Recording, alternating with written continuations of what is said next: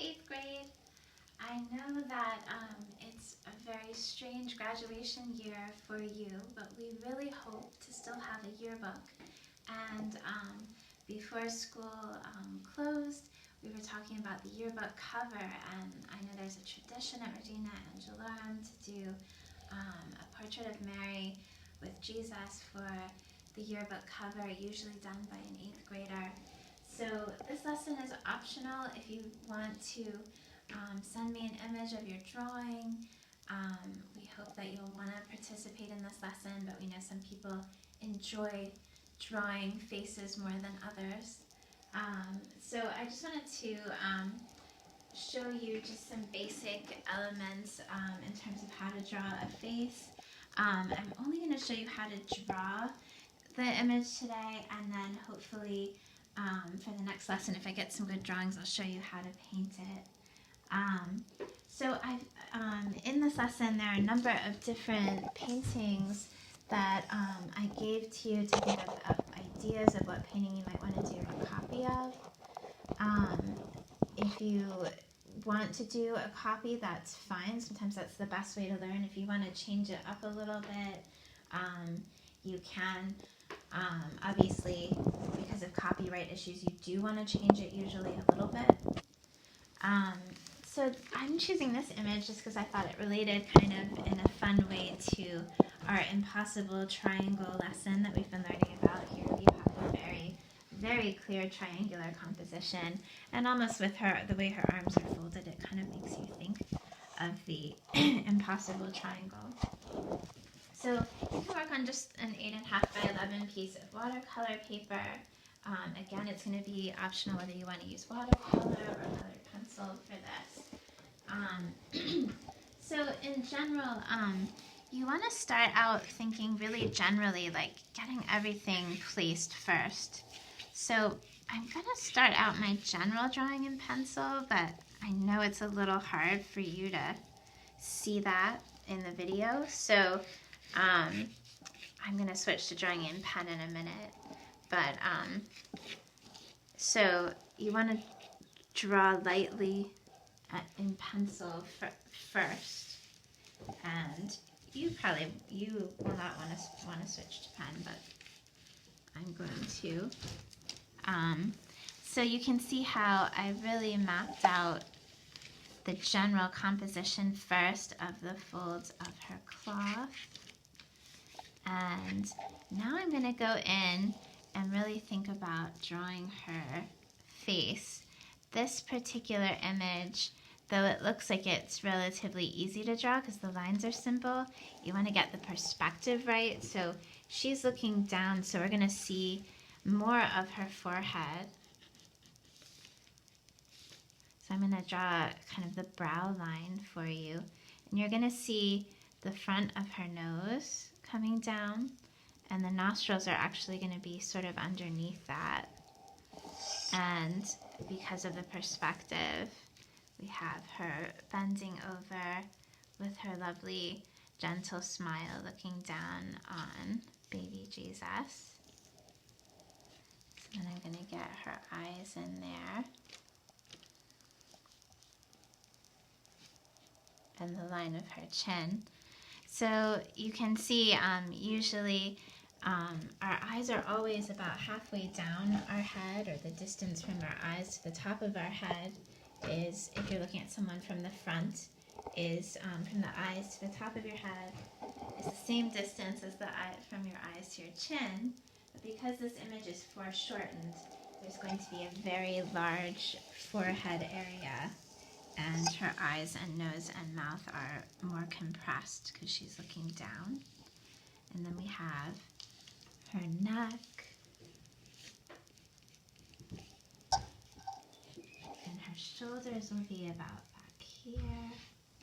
So then you want to get baby Jesus in, who's foreshortened kind of in the other way, and that you see the back of his head, and then just a little bit of his nose and his eyes looking up at her, and his cheeks.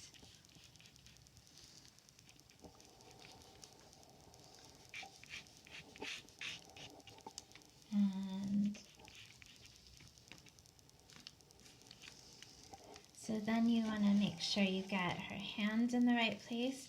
A good guideline for hands, it's surprising, our hands are always about the size of our face. So people tend to draw hands really small, but if you hold your hand up to your face, it's almost the same size. So you want to make sure you think about drawing her hands almost a little larger than you might think too.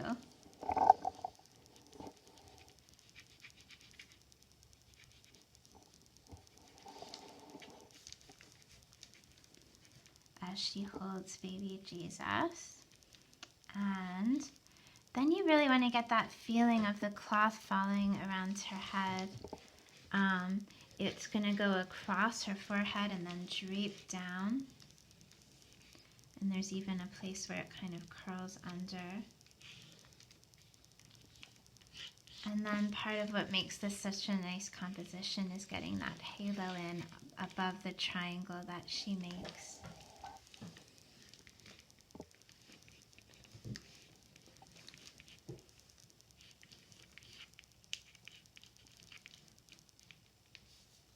So you notice how I started out really generally mapping out where I wanted everything to be before I start adding a lot of detail.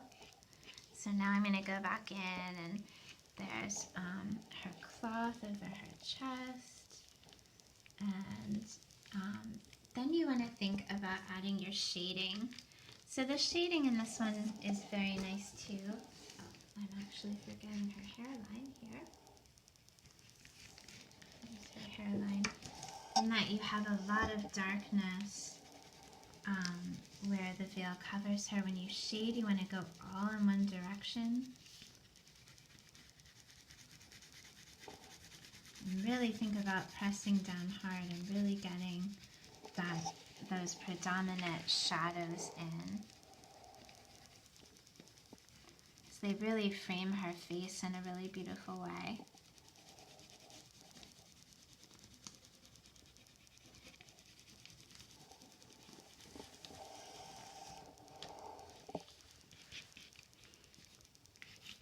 And look around in the image and see other places where you see that same level of darkness. There's a lot of darkness back here.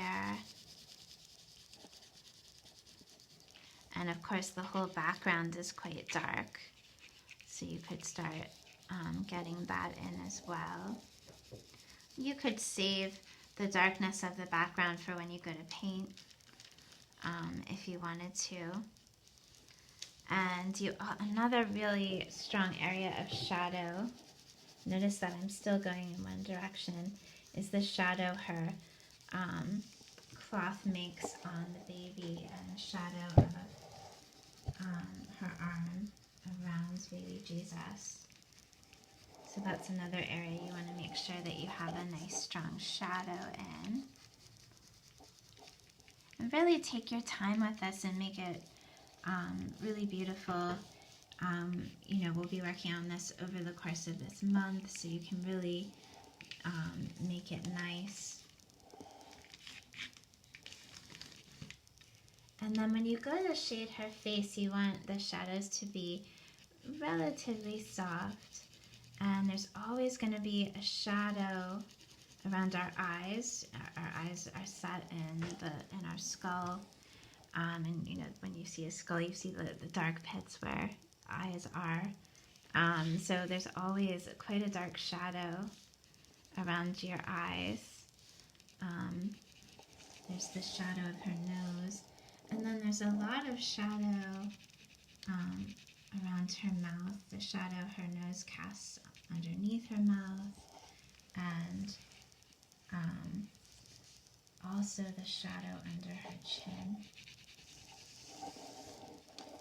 So you keep going along, adding more detail, adding all the shadows that you see. Get a really nice drawing, and we'll talk about how to paint it next time. There's also getting in the shadow of her hand.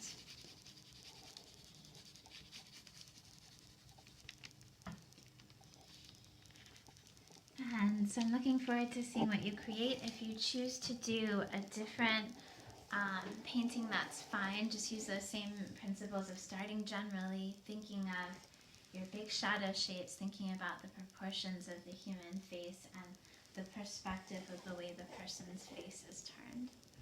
Looking forward to seeing your work.